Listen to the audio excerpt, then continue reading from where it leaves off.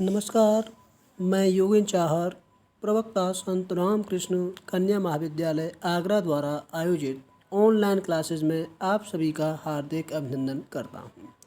आज मैं आपके समक्ष आदिकाल 1000 ईस्वी से 1350 ईस्वी नामक विषय पर अपने विचार प्रस्तुत करूंगा।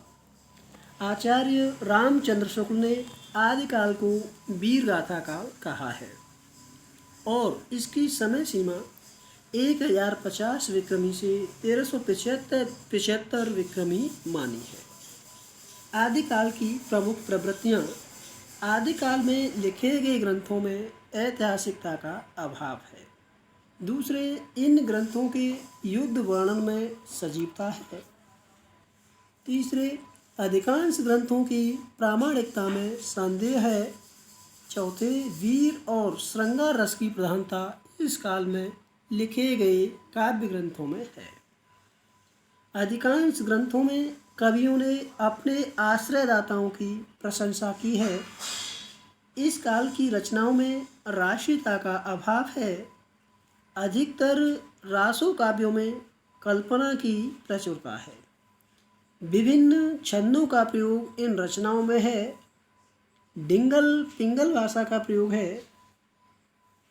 अलंकारों का स्वाभाविक समावेश किया गया है। आदिकाल में रासो साहित्य की रचना प्रमुख रूप से हुई है।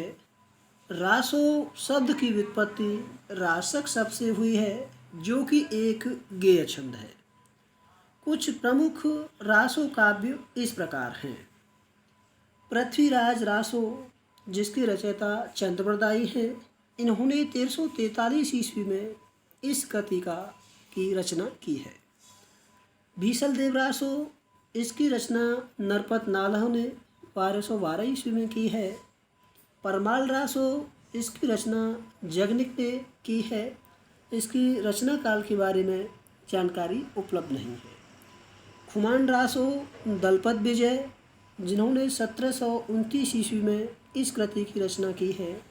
विजयपाल रासो नल सिंह ने 16वीं सदी में इसकी रचना की है। हम्मीर रासो कृति की रचना सारंगधर द्वारा 1357 ईस्वी में की गई है। रासकाव्य जैन साहित्य।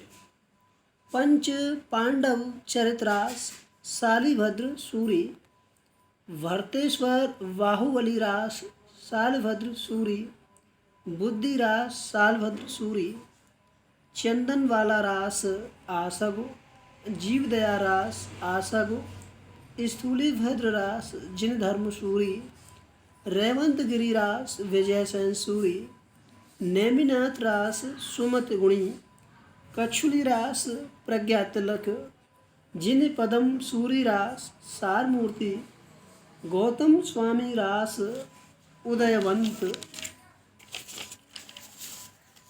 इन ग्रंथों के अतिरिक्त इस काल की कुछ अन्य पुस्तकें भी हैं, जो इस प्रकार हैं।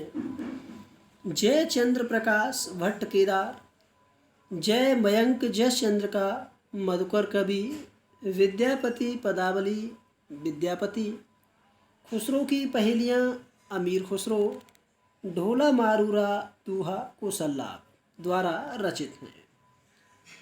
पृथ्वीराज रासो वीर रस प्रधान ग्रंथ है तथा हिंदी का यह प्रथम महाकाव्य माना जाता है। बीसल देव रासो श्रृंगार रस प्रधान ग्रंथ है। विजयपाल रासो तथा हम्मीर रासो अपभ्रंश की रचनाएं हैं।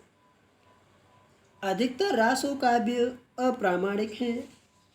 पृथ्वीराज रासो एक विकसनशील महाकाव्य है, जिसमें समय समय पर परिवर्तन होता रहा है। आज के लिए इतना ही पर्याप्त है। अगली कक्षाओं में आपके समस्त कुछ नवीन लेकर के उपस्थित होऊंगा। तब तक के लिए धन्यवाद।